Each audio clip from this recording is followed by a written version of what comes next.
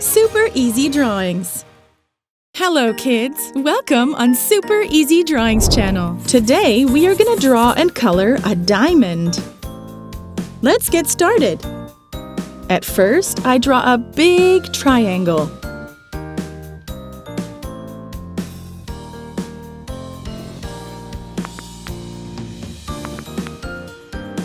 Then a trapeze onto it. I divide this part into 5 smaller triangles. Hey, it's shiny! Hooray! Now I'm going to use a thick black marker to make this beautiful drawing more visible. Let's start coloring. For the coloring, I'm going to use the colors of the rainbow: red, orange, yellow, green,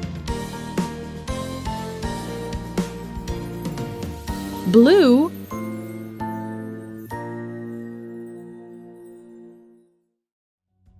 purple,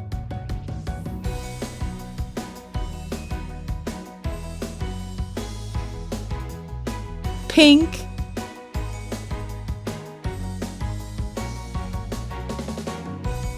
mint,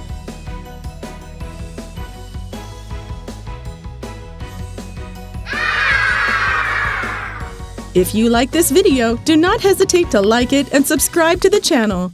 See you in the next video.